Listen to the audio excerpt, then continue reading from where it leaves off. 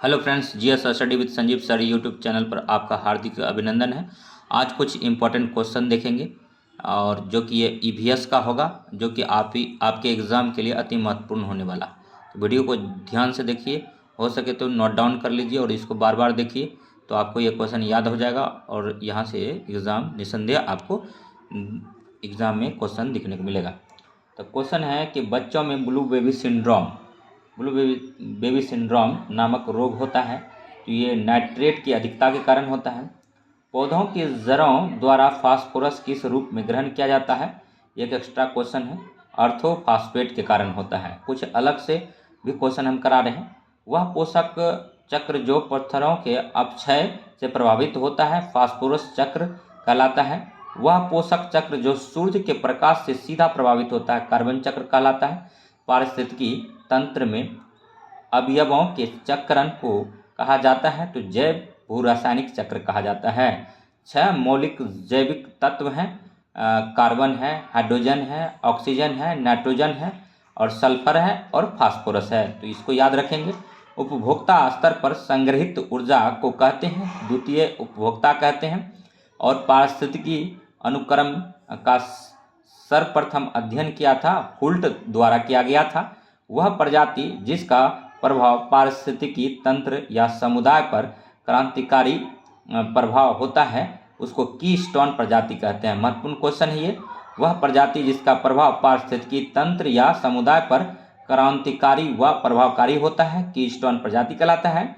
Nitrogen स्थिरीकरण करने वाले नो स्टॉक और एनाबिना जैसा नील हरित शैवाल पाए जाते हैं।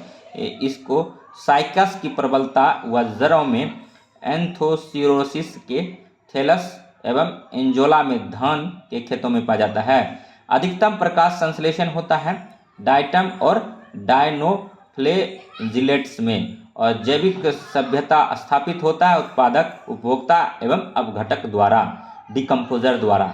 स्पर्धा प्रभाव डालती है आबादी घनत्व उत्पादन क्षमता एवं समुदाय विकास में। अब नेक्स्ट हम लोग जो है दूसरे नंबर क्वेश्चन पर आते हैं।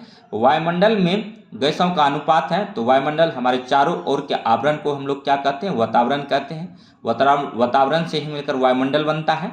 और वायुमंडल में जो है गैसों की मात्रा फिक्स है। अगर ये अनबैलेंस होता है तो मौसमी घटनाएं हमको देखने को मिलती है। इसका बहुत कारण होता है। उन कारणों में से एक ये भी कारण है कि नाइट्रोजन जो है 78.08% है। ये अगर बढ़ जाएगा तो थोड़ा सा इसका इफेक्ट दिखेगा वायुमंडल में। ऑक्सीजन जो है 20.94% है। ऑक्सीजन हम लोग सांस के रूप में लेते हैं और कार्बन डाइऑक्साइड छोड़ते हैं। और पेड़ पौधा जो है ऑक्सीजन रिलीज करता है और कार्बन डाइऑक्साइड लेता है। तथा पेड़ पौधा का एक महत्व और है कि वो धूल कण को अवशोषित करता है, ठीक है, और नॉइज पॉल्यूशन को कम करता है। उनके पेड़ पौधे के कई कारण हैं। जल स्तर बनाने में भी वृद्धि करता है, फोटोसिंथेसिस करता है, पानी को शुद्ध करता है और वातावरण को ठंडा रखता है। और भी कई लाभ हैं पेड़ पौधे से। पेड़ पौधे पर पशु पालन चारा मतलब डिपेंड्स है। उसके बाद फल वगैरह इत्यादि कंदमूल हम लोग पेड़ पौधा से ही प्राप्त करते हैं। तो हम लोगों को पेड़ पौधा लगाना चाहिए। कम से कम अपने पूरे जीवन काल में एक पेड़ तो लगाना ही चाहिए। कार्बन डाइऑक्साइड 0.03% है। आर्गन 0.9% है। इसके अलावा इनर्ट गैस है, ठीक है। और मैक्सिमम जो गैस है नाइट्रोजन और ऑक्सीजन ही वायुमंडल में है। और नेक्स्ट अब दमघोटू गैस किसे कहते हैं? कार्बन मोनोऑक्साइड गैस कहते हैं। ये अधजला सिगरेट जो होता है उसमें भी कहीं सिगरेट पी के छोड़ दिया तो उसमें भी कार्बन मोनोऑक्साइड है। अगर कोई लकड़ी है अधजला है तो उसमें भी कार्बन मोनोऑक्साइड उत्पन्न होता है। इसको दमघोटू गैस बोलते हैं। और बेंजीन से कौन सा रोग होता है? तो बेंजीन से रक्त कैंसर होता है जिसको ल्यूकेमिया बोलते हैं। अब नेक्स्ट थोड़ा सा वायु प्रदूषण के बारे में जान लेते हैं। वायु प्रदूषण वायुमंडल में गैसों का अनुपात है। नाइट्रोजन 78% है, 78.08%। ऑक्सीजन 20.94% है, जो कि यही मेजर गैस है। इसके अलावा इनर्ट गैस भी है, दमघोटू गैस कहलाती है, कार्बन मोनोऑक्साइड को कहलाता है। और वह गैस जो हीमोग्लोबिन की ऑक्सीजन वहन क्षमता कम करती है कार्बन मोनोऑक्साइड है। और पॉल्यूशन शब्द की उत्पत्ति किस शब्द से हुई है? तो पॉल्यूसियोनम लैटिन भाषा से हुआ है।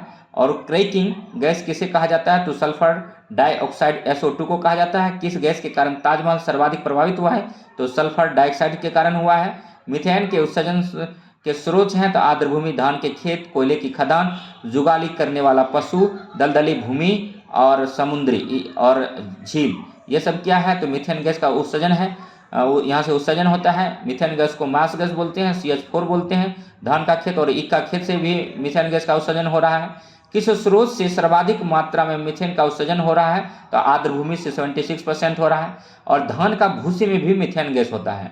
और नेक्स्ट है शीशे से मानव शरीर का कौन सा भाग प्रभावित होता है? तो मस्तिष्क तंत्र का तंत्र प्रभावित होता है। बेंजीन का सूत्र C6H6 होता है। बेंजीन से कौन सा रोग होता है? तो रक्त कैंसर, ल्यूकेमिया होता है। स्टोन लिप्रोसी क्या है? लिप्रेसी तो अम्ल वर्षा के कारण प्राचीन भवन एवं मूर्तियों का गलन होता है।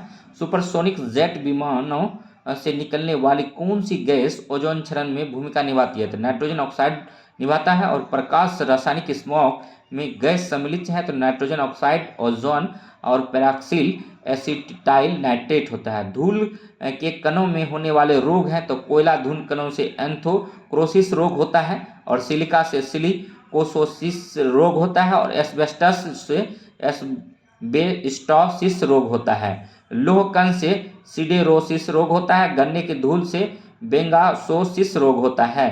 कपास की धूल से बिसेनोसिस रोग होता है। कपास जो है रेगुर मिट्टी यानी काली मिट्टी में होता है। इसका क्षेत्र जो है महाराष्ट्र, गुजरात और मध्य प्रदेश का क्षेत्र है। और काली मिट्टी को स्वतः जुताई वाली मिट्टी बोलते हैं। अनाज की धूल जो है कृषक फुसफस के कारण होता है। तंबाकू की धूल से टेबोकोसिस रोग होता है। इसीलिए तंबाकू जो है स्वास्थ्य के लिए हानिकारक रोग है। इससे कर्क रोग भी हो सकता है। और पार्थेनियम गाजर घास के परागकण से कौन सा रोग होता है? तो चर्म रोग एवं दम्मा होता है। लाइकेन किस पर्यावरणीय प्रदूषण के सूचक हैं? तो वायु प्रदूषण के सूचक हैं। लाइकेन, कवक और शैवाल मिलकर लाइकेन बनता है। भोपाल गैस त्रासदी किस गैस रिसाव के कारण हुआ था? मिथाइल आइसोसाइनेट के कारण हुआ था। 3 दिसंबर 1984 को भोपाल गैस त्रासदी हुआ था। इटाई रोग किसके कारण होता है? तो कैडमियम के कारण होता है। और कांग्रेस घास किस घास को कहा जाता है? तो पार्थेनियम गाजर घास को कहा जाता है। वाहनों से निकलने वाले प्रदूषण को कम करने के लिए गाड़ियों में लगाया जाता है तो कैटलिक कन्वर्टर स्क्रबर लगाया जाता है। Air pollution prevention act and control bill लाया गया था तो 1981 में लाया गया था। और शीशा रहित पेट्रोल में उचित ऑक्टेन मान प्राप्त करने के लिए मिलाया जाता है तो बेंजीन, टाइलून एवं जाइलिन मिलाया जाता है। अम्ल वर्षा के जल का pH मान कितना होता है? 4.2 से कम होता है। जल प्रदूषण के बारे में दोस्तों हम कुछ जानकारी प्राप्त करते हैं। जल की गुणवत्ता का निर्धारण किया जाता है जैव ऑक्सीजन मांग यानी BOD से। BOD का फुल फॉर्म होता है बायो केमिकल ऑक्सीजन डिमांड होता है जैव ऑक्सीजन मांग। और नेक्स्ट है कि रासायनिक ऑक्सीजन मांग COD होता है। गोलीय ऑक्सीजन DO होता है तथा pH मान होता है। भूमिगत जल के प्रमुख प्रदूषक तत्व है आर्सेनिक एवं फ्लोराइड है। और कोयला उद्योग में संलग्न लोगों में कौन सी बीमारी होती है? तो न्यूमानोकोसिस रोग होता है। विषाणु अपशिष्टों के प्रमुख जैव अपघटनकारी सूक्ष्मजीव है तो स्यूडोमोनास है। और कैपेसिया, स्यूडोमोनास और प्यूटिडा एवं इको है। और कपड़ा उद्योग में संलग्न लोगों में होने वाला रोग है तो बिसिनोसिस है। पीने योग्य पानी में आर्सेनिक अधिकता की मात्रा 0.05 mg प्रति लीटर होता है। केंद्रीय गंगा प्राधिकरण का गठन किया गया था 1985 में। 1995 से ये लागू है। और नेक्स्ट है केंद्रीय गंगा प्राधिकरण का गठन तो 1985 में लाया गया था और 1995 से लागू है। गंगा के तटीय क्षेत्रों में किस प्रदूषण तत्व की सर्वाधिक मात्रा होता है? तो आर्सेनिक का होता है।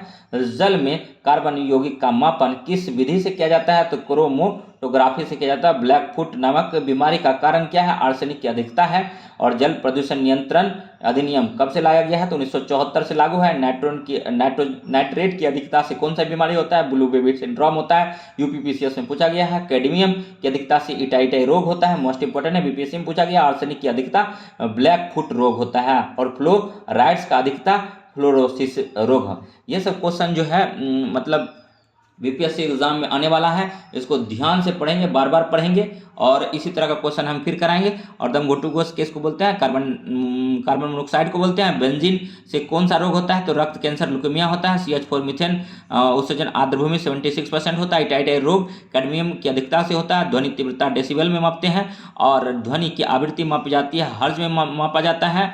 और मिनी माता रोग का कारण है पारा है। और अम्ल वर्षा SO2 NO2 होता है।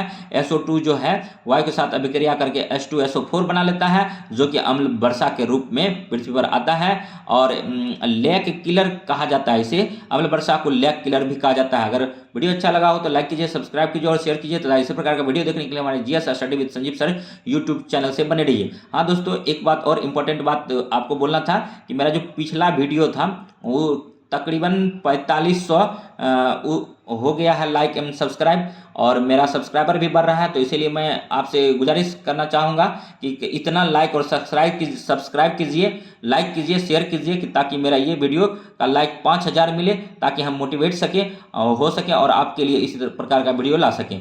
आप अगर वीडियो को देखेंगे तो आपको पता चल जाएगा, इस निसंदेह कुछ ना कुछ एग्जाम में क्वेश्चन दिखने को मिलेगा। ये इंपॉर्टेंट क्वेश्चन हम लाते हैं, दिन रात मेहनत करते हैं, तो वहाँ से फिर चुन के क्वेश्चन लाते हैं कि कौन क्वेश्चन बिहार BPSC एग्जाम में पूछे जाने योग्य हैं। उन्हीं क्वेश्चन को लाते हैं। इनका स्तर जो है मतलब ग्राउंड से अप होता है, यानी मतलब BPSC एग्जाम लेगा तो BPSC के लेवल को तो टच करना ही है। लेकिन हमारा सिलेबस 1 to 5 है, तो 1 to 5 में सिलेबस में EVS में जो क्वेश्चन बनता है वही क्वेश्चन हम लाने का काम करते हैं। वीडियो अच्छा लगे तो लाइक कीजिए, सब्सक्राइब कीजिए और शेयर कीजिए।